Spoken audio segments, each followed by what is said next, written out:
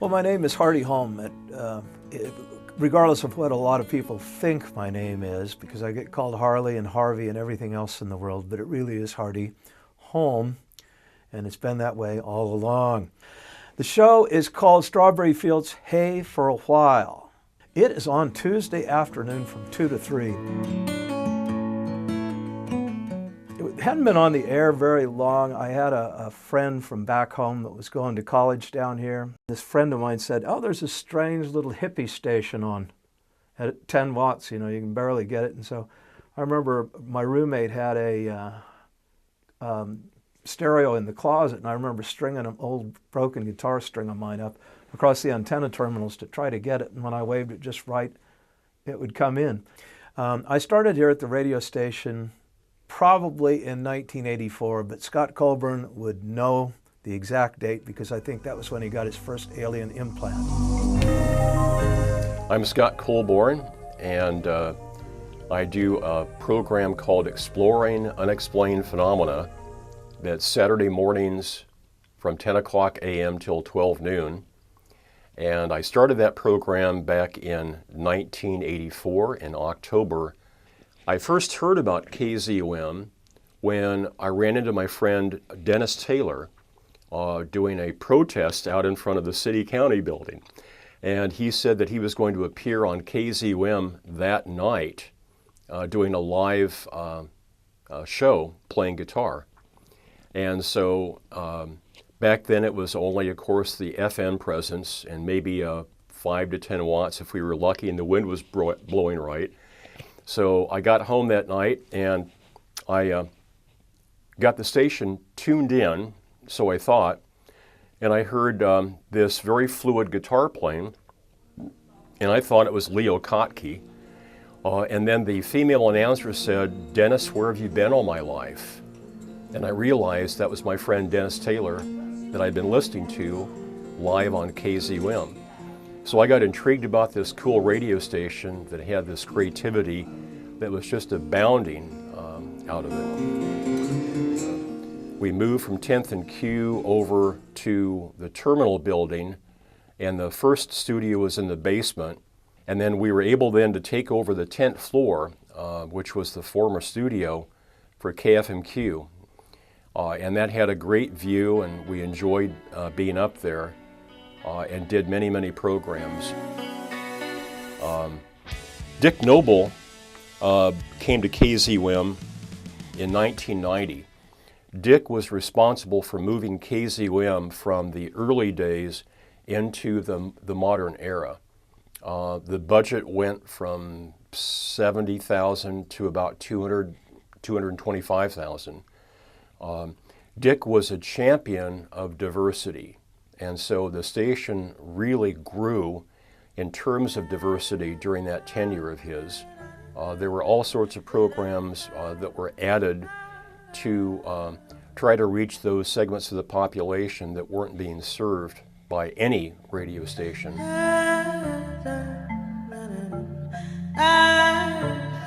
Oh, my name is Deb Anderson, and the name of my show is The Women's Show, and I've been doing it since 1984 when I first moved to Lincoln from Madison, Wisconsin. The Women's Show was just sort of an informal thing at the time. People would just come and go, and they would just play music that they liked, and kind of like a big listening party on the air. You're the cracks in the shadow where the light gets in. You're the sweet, warm thrill that chills my skin.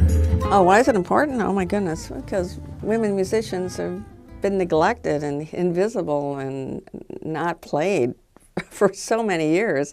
And still, it's sort of that way, but not as bad. But women musicians just need a voice, need to have, to be heard. There's this great music and nobody's playing it. Nobody. And they don't even know it exists. That's kind of the sad part.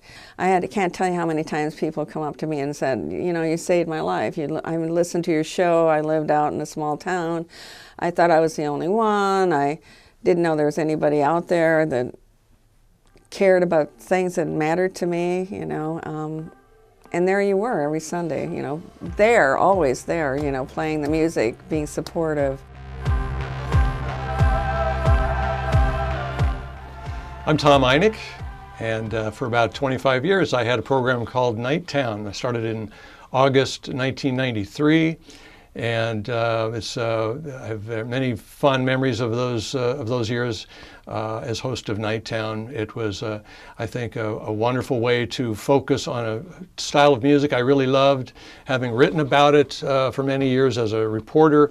Trying to write reviews of jazz CDs. It was very frustrating to have to do that, to try to put into words how I felt about the music. And so it was so nice just to be able to say, here, listen to this.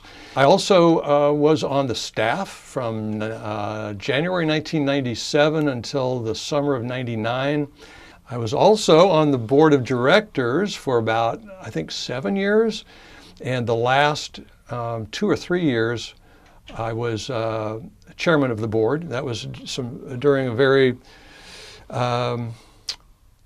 stressful period of KZUM's history. Steve Alvis was then the general manager, and of course he died in a tragic accident while on vacation. So I was made the acting general manager for only about 3 months. And that was a very traumatic period for not only me, but the entire staff, the board of directors, and everyone. We struggled through that period and had a couple of other general managers before we kind of righted the boat, which was slowly sinking at that point. There often were times when it became, well, this was during the time of Kathy's tenure as general manager, Kathy Burns.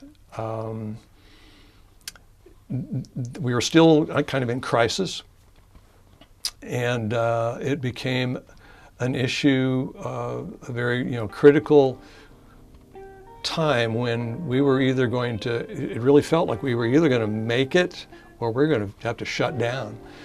And it became a news story. The Journal Star picked it up, and it actually, I think, helped kind of restart things and let the broader community know that there was a financial need that needed to be met by the entire community, and they really stepped up at that point. And I think that was the beginning of kind of the resurgence and the growth of KZUM to where it is today. There's never been a greater need, I think, for community radio than right now, because we feel often incapable of affecting change on a broader, in a broader spectrum, statewide, nationally, internationally. But we can always affect change here in our home city. I think we're as good as any community radio station in the country or in the world. If there's some small little event happening that would be really cool that I wouldn't have known about, if it wasn't for KZUM, I'm probably not going to hear about it. So what's great about KZUM, not only are they sponsoring a lot of these events, but they're also letting me know as a listener what's all happening in the city of Lincoln, and I can't get that from any other radio station, period. Dick had a great quote. Dick said, "I believe from the first day I walked through the door that this was one of the biggest treasures in Lincoln." Dick Noble said, "People should support it intellectually, spiritually, and financially."